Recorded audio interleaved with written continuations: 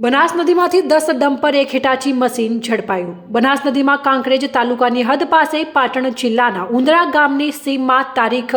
12/2/2025ના રોજ બપોરે પાટણ જિલ્લા ખાણ ખનીજ વિભાગ દ્વારા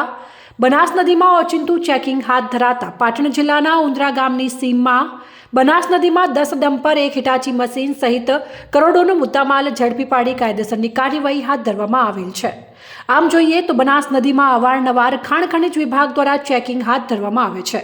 જેમાં અગાઉ કાંકરેજ દુધાસણ પાસે બનાસ નદીમાંથી ગાંધીનગર ફ્લાય સ્ક્વોડ દ્વારા ચેકિંગ કરી કરોડોનો મુદ્દામાલ કબજે કર્યો હતો,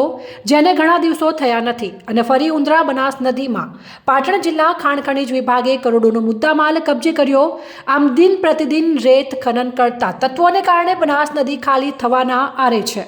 અત્રે ઉલ્લેખનીય છે કે કાંકરેજ તાલુકાની બનાસ નદીમાં અરણીવાડામાંથી છેક સુદ્રોસણ સુધી બનાસ નદીના પટ્ટમાં જ્યાં લીજો સિવાય સરકારી પડતર કે ખેડૂતોના સર્વે નંબરવાળી જમીનોમાં મોટા પ્રમાણમાં રેતી ખનન ચાલી રહ્યું છે અને રાત દિવસ આ રેતી ખનન કાર્યવાહી ચાલતી હોય છે,